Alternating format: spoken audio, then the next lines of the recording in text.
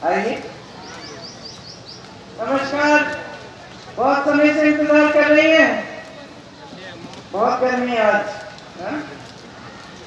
पानी वानी पिलाया नहीं पिलाया? नहीं, ऐसे ही कुछ भी नहीं। चलिए फिर मैं आपको ज्यादा कष्ट नहीं दूंगी, जल्दी जल्दी कुछ बातें करूंगी। कुछ देश के बारे में बातें हैं और कुछ अमेठी क्षेत्र के बारे में। मंच पर आसीन सभी नेतागण, सभी पदाधिकारी, हमारे प्यारे और निष्ठावान साथी श्री जय सिंह जी, श्री किशोरीलाल शर्मा जी, जिन्होंने 40 सालों के लिए यहाँ अमेठी और रायबरेली क्षेत्र में आपकी सेवा की, सबका इस सभा में बहुत बहुत स्वागत है। देखिए, मैंने आपसे कहा कि देश के बारे में और आपके क्षेत्र के बारे में कुछ बातें करनी। सबसे पहले मैं ये कहना चाहूंगी कि यहाँ पे अमेठी क्षेत्र में आपने राजनीतिक सभ्यता स्थापित की, आपने ही की। ये आपकी जागरूकता थी कि बार बार आपने मेरे पिताजी मेरी माता जी को जिताया, और इस किसी आधार पर नहीं जिताया। जिस आधार पर आपने जिताया वो यही था कि यहाँ पे आपके लिए उन्होंने निष्ठा से सेवा की। आपने देखा कि पिताजी के कार्यकाल में अमेठी कितना बदला। मैं जब बच्ची थी यहाँ आती थी तो मुझे ऊसर जमीन दिखती, सारे खेत सफेद होते थे। कोई बुजुर्ग है तो उनको याद होगा, मैं खुद बुजुर्ग हो गई हूँ। 10 साल की थी तब पहली बार आई थी। तो मैंने जब सफेद जमीन देखी तो मैंने पिताजी से पूछा कि ये जमीन सफेद क्यों है? मैंने तो कभी देखी नहीं थी ऐसी। तो कहने लगी कि इसमें नमक बहुत होती है, ये उपजाऊ जमीन नहीं है, इसमें कुछ उगता नहीं है। वो तब की स्थिति थी। आप जहाँ जहाँ जाएं आपको अमेठी में हरियाली दिखती है। तो जो नौजवान हैं उनको ये बात मालूम नहीं है यहाँ ऊसर सुधार की कितनी बड़ी योजना मेरे पिताजी लाए थे। 2 योजनाएं लाए थे, एक ऊसर सुधार के लिए और एक सिंचाई के लिए। उस समय जब वो गांव में जाते थे, किशोरी भाई साहब बता रहे थे कि किसानों से बात करते थे तो किसान कहते थे कि उपज इतनी है कि हम 7-8 महीनों के लिए अपने परिवार को खिला सकते हैं, उसके बाद खत्म हो जाता है, हमको खरीदना पड़ता है। तो पिताजी के मन में ये था कि यहाँ पे अगर सिंचाई अच्छी तरह से आ जाए और जमीन उपजाऊ बन जाए तो बहुत फायदा होगा किसानों को। तो सबसे पहले काम तो उन्होंने यही किए। उसके बाद उन्होंने विकास के कार्य किए, बड़े बड़े उद्योग खुलवाए, यहाँ बड़ा अस्पताल खुलवाया, संजय गांधी अस्पताल, और ऐसे तमाम काम किए। आज जो सड़कें अमेठी को बाकी देश से जोड़ती है, जो बड़ी बड़ी हाईवे हैं, ये भी सोनिया जी के कार्यकाल में बनी और राहुल जी के कार्यकाल में बनी। तो यहाँ पे जितना विकास हुआ, आपने देखा कि अगर निष्ठा से कोई काम करता है, नियत सही होती है तो नीति भी सही होती है, विकास अच्छी तरह से होता है। और आपने यहाँ स्थापना की थी इस राजनीति की, यहाँ बड़े से बड़े पद पर आसीन देश के प्रधानमंत्री आ सकते थे। बहनों, आपके गांव जब आते थे आपसे अच्छी खासी दाट खाते थे। ये स्थापित किया आपने राजनीति कि नेता जवाबदेह बना आपके प्रति, चाहे प्रधानमंत्री ही हो। अगर आपके यहाँ आते थे तो बगैर घबराए आप बोल देते थे, देखिए मेरा बिजली का खंभा आपने लगवा लिया, इसमें तार नहीं लगा, इस बार वोट देंगे। मजाक से नहीं, प्यार करते थे बहुत, लेकिन जब डांट लगानी थी तो डांट नहीं लगाती। पैदल घूमे हैं, देखिए पैदल घूमे हैं, खुद गाड़ी चला के घूमते थे, चाहे वो हो, चाहे सोनिया जी मेरी माता जी हो या उनके बाद राहुल जी हो। हम सबने भी अपनी राजनीतिक सभ्यता आप ही से सीखी, क्योंकि आपने पिताजी को दिशा दिखाई हमेशा। जब कुछ अच्छा नहीं लगा तो डांट दिया, कुछ अच्छा लगा तो प्यार भी कर दिया, प्यार से मिले जुले। तो ये सभ्यता, एक जो श्रद्धा रही आपके बीच और उनके बीच एक तरफा नहीं था। ये नहीं था कि आप श्रद्धा कर रहे हैं लेकिन आपकी श्रद्धा नहीं हो रही है।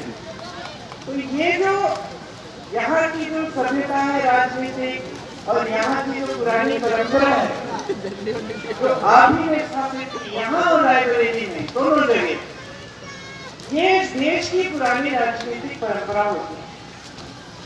महात्मा गांधी जी भी पैदल आपके बीच आए, चले, और जब आंदोलन किया उन्होंने तो हमारे धर्म के आधार पर हिंदू धर्म ने जो सिखाया था कि सत्य के पथ पर चलो, सत्य में जयते, उनका नारा था। और आप ही ने देखा जो बुजुर्ग है यहाँ, जो आपके पूर्वज हैं, वो सब जानते हैं कि किस तरह से इतने बड़े साम्राज्य को उन्होंने झुकाया सिर्फ सत्य और अहिंसा के बल पर। जमीन दी किसानों को आजादी के बाद, इंदिरा जी ने भी पट्टे दिलवाए। तो ये सब काम थे जो मिलजुल कर हुए जब जनता और नेता एक साथ काम करते थे। मतलब नेता का इतना घमंड अहंकार नहीं होता था कि जनता के प्रति कोई जवाबदेही नहीं है। तो ये आपने यहाँ स्थापित किया, यहीं से शुरुआत हुई। और बड़े बड़े आंदोलन जो देश में हुए 100 साल पहले तक के किसानों ने जो आंदोलन किए वो भी यहीं से शुरू हुए। किसान यहीं शहीद हुए देश की आजादी के लिए। तो आप सबसे पहले तो समझ लीजिए कि आपका जो क्षेत्र है देश के लिए, देश के लोकतंत्र के लिए कितना महत्वपूर्ण है। लोकतंत्र जब स्थापित हुआ देश में, जब देश आजाद हुआ, तो उसका मतलब क्या था देखा? लोकतंत्र का मतलब क्या होता है? लोकतंत्र में जैसे अगर आपके पास वोट का अधिकार है, आप गांव की महिला है, आपके पास उतना ही अधिकार होगा जितना प्रधानमंत्री के पास। आपके पास भी वोट है, उनके पास भी वोट। लोकतंत्र ने आपको ये शक्ति दी है कि कोई बड़ा छोटा नहीं है, कोई अमीर गरीब नहीं है। लोकतंत्र के लिए आपको भी एक वोट, इनको भी एक वोट, हमको भी एक वोट दिया गया। और इस वोट से आप अपना भविष्य बदल सकते हैं, अपने अधिकारों को मजबूत कर सकते हैं। आप एक नई सरकार चुन सकते हैं कि भाई आप ये काम क्या करेंगे, वो समझ के अपनी जागरूकता से। तो यहाँ की परंपरा जागरूकता की रही है, लोकतंत्र को मजबूत रखने की रही है। अब पिछले 5-10 सालों में यहाँ एक नई राजनीति आई, उसमें सेवा का नाम नहीं था, श्रद्धा का नाम नहीं था। आपके जो सांसद हैं वो यहाँ से एक मकसद से आई। क्या था मकसद उनका? कौन बताएगा? राहुल जी को हराना। उनका एक ही मकसद था कि यहाँ आकर राहुल गांधी के खिलाफ चुनाव लड़ेंगी और राहुल गांधी को हराएंगी। यही मकसद था। इस मकसद के लिए उन्होंने तमाम झूठ फैलाए। हमने आपके लिए वो समूह की परियोजना शुरू की थी, महिलाओं के लिए बहुत महिलाएं उसमें थी। उन्होंने कहा उसके जरिए आपसे जमीन लूट रहे हैं। सारा पूरे देश में फैला लिया कि हम जमीन लूटने के लिए ये परियोजना बनाए। तो जितनी भी महिलाओं को लाभ हो रहा था उस परियोजना के होने से बंद हो गया। परियोजना ही आज से बंद करनी पड़ी, तमाम केस डाल दिए उन पे। उनका मकसद हमेशा से नकारात्मक रहा है, कोई सकारात्मक मकसद नहीं था। तो यहाँ इसलिए नहीं आए क्योंकि आपके प्रति श्रद्धा थी या आपके साथ एक रिश्ता था या फिर आपका विकास कराना था। वो तो यहाँ इसलिए आए अपने राजनीतिक मकसद को पूरा करने के लिए। मकसद पूरा हो गया, पिछले चुनाव में भैया हार गए, तो फिर विकास काम सबका नामो निशान नहीं। सिर्फ जब टीवी वाले आते हैं, मीडिया वाले आते हैं, तब आती है सामने और फिर भी झूठ फैलाती है। उसके बाद कोई दिखाई नहीं देता, तो आपके लिए कोई योजना नहीं लाई है। तो यही होता है जब गलत तरह की राजनीति आती है, जो सच्चाई पे आधारित नहीं होती है। हमने हमेशा ये कोशिश की है कि आपको सच बताएं। अगर आप बोलोगे कि यहाँ हाईवे बना दो और हमें लगता है कि ये नामुमकिन है, नहीं बन सकती, तो हम बता देते कि दीदी यहाँ हाईवे नहीं बनेगा लेकिन सड़क बना देंगे, अच्छी सड़क बना देंगे, हाईवे नहीं बन सकता है।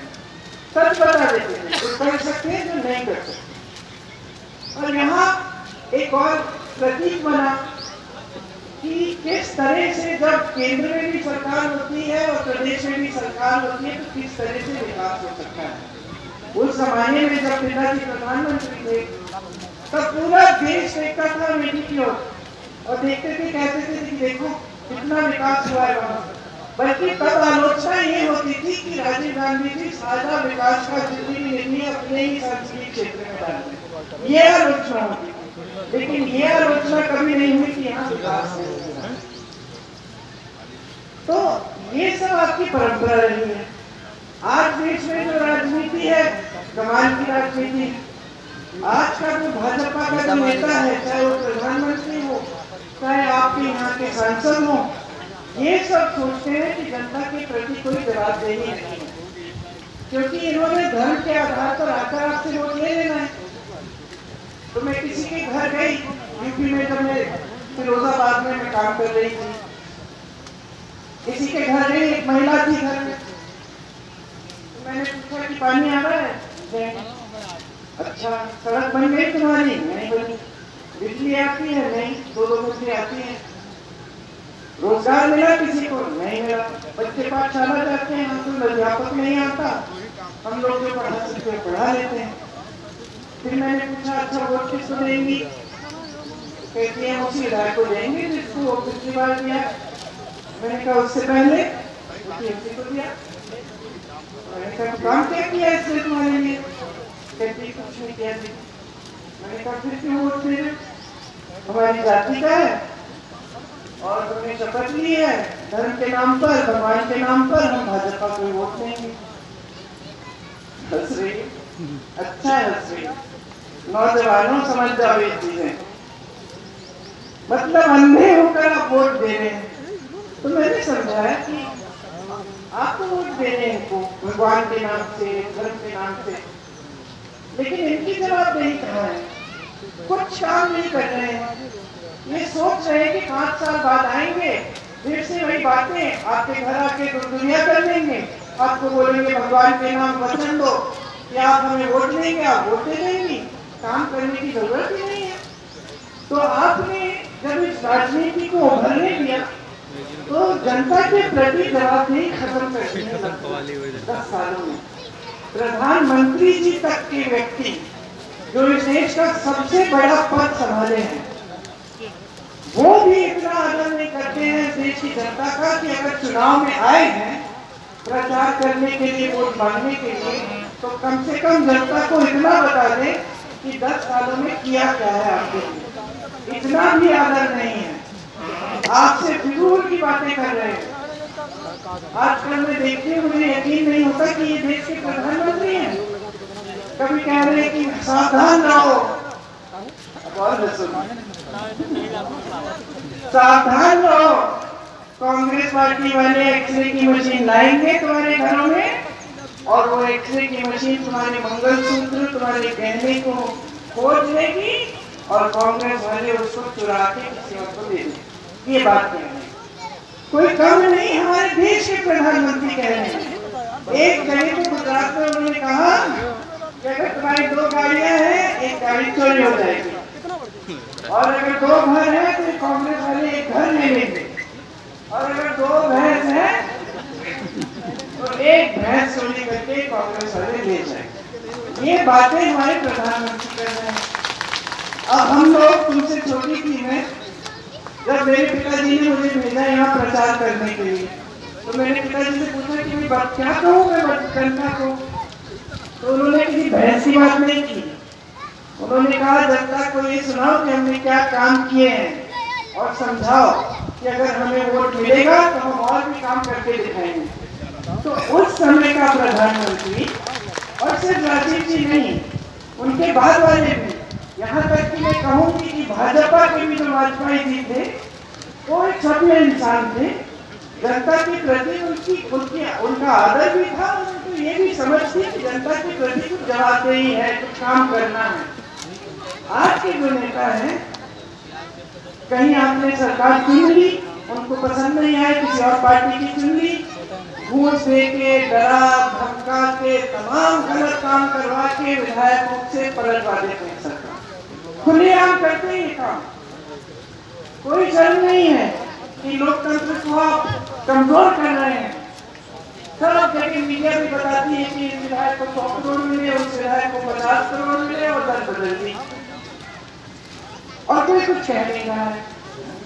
देश के प्रधानमंत्री आपको ये नहीं गिना सकते कि एक काम क्या किया है उन्होंने किसानों के लिए, लेकिन सारी इधर उधर की बातें करेंगे ताकि आपका ध्यान भटक जाए। कहते हैं कि मोदी जी अकेले हैं, भ्रष्टाचार के खिलाफ अकेले काम कर रहे हैं, इसीलिए सारे उनके पीछे पड़े हुए हैं। और सबसे बड़ी भ्रष्टाचार की स्कीम तो उन्होंने ही निकाली। पहले नेता भ्रष्टाचार अगर करता भी तो चुप चुप के करता, इन्होंने तो स्कीम बना दी सरकारी इलेक्टोरल बॉन्ड कि जो चंदा देगा उसका नाम गुप्त होना चाहिए। तो जितने भी गलत काम है जो नहीं होने चाहिए उसको हो रहे हैं। देश की सारी संपत्ति बड़े बड़े खरबपतियों को दी जा रही है। अब मुझे बताओ बहने, आप दुकान जाती हो, मन में होता है कि 5 चीजें खरीदूंगी, कितनी खरीद के लाती हूँ? तो कम से कम 3 चीज तो आप छोड़ देती हो, सोचती कि चलो इतनी जरूरी नहीं है, बाद में ले लेंगे, है ना? क्यों? क्योंकि पैसे पूरे नहीं हो रहे हैं। आप भी मजदूरी करती हो, खेती में किसान मजदूरी करता है, सुबह से शाम तक काम करता है। आज तो पिछले 6 सालों से ये भी समस्या है कि रात को जाके पहरेदारी करो अपने खेतों की। ये काफी नहीं था, ये काफी नहीं था कि आपको आपका पसीना बहा रहे हैं ये लोग पूरे दिन। ये काफी नहीं था कि आपको धूप में काम करना पड़ रहा है। आपने हर खेती के सामान पे जीएसटी डाल दिया, हर सामान को महंगा कर दिया, पेट्रोल डीजल महंगा, सब कुछ महंगा। खेती से आप पहले से कमा नहीं रहे हो, ऊपर से आवारा पशु की समस्या, जिसको रोकने के लिए कुछ नहीं किया इन्होंने। 7 साल बीत गए हैं, रोज रात को अपने आदत भी बना दी है। आपको तो उस दिन याद भी नहीं होंगे जब आप घर आके आराम करते थे शाम को। और मेरी बहनें मजदूरी करती हैं, काम करती हैं, खेती में हाथ लगाती हैं, तो भी घर पे आके काम करती हैं, खाना बनाती हैं, बच्चों का देखभाल करती हैं, सफाई करती हैं। कोई आराम नहीं है, कोई राहत नहीं है, संघर्ष ही संघर्ष है कि नहीं? तो सरकार का क्या काम क्या होता है? आपका संघर्ष बढ़ाना कि उसको घटाना? घटाना। इसीलिए आप सरकार चुनते हैं। तो सारे काम तो किसी से नहीं होते। राजीव जी ने भी 100 काम किए होंगे, लेकिन पूरा तो नहीं हुआ। अभी भी सड़कें तो बनी नहीं है, अभी भी बिजली के खंभे लग रहे हैं। तो विकास का काम ये नहीं है कि सारा इकट्ठे हो सकता है, लेकिन जितना कर सकते हैं उतना तो करें। इन्होंने सारी संपत्ति बड़े बड़े खरबपतियों को दे दी, ठीक है? महंगाई बहुत ज्यादा कर दी। कोयला, बिजली, बंदरगाह, हवाई अड्डे सब बड़े बड़े खरबपतियों के, और 3 गुना। अच्छा देखिए, रेल का टिकट 3 गुना महंगा है। हाँ हाँ हाँ, अच्छा।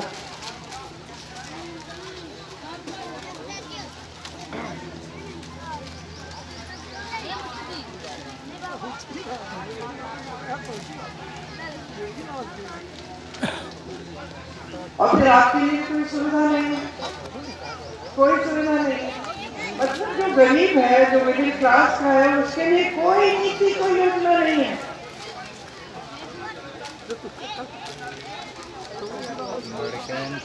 आपको क्या करना पड़ेगा? बहुत सीधी सी बात है। आपको हर चुनाव में ना जनता को आवाज उठानी चाहिए कि ये चुनाव मेरे मुद्दों पे लड़ो।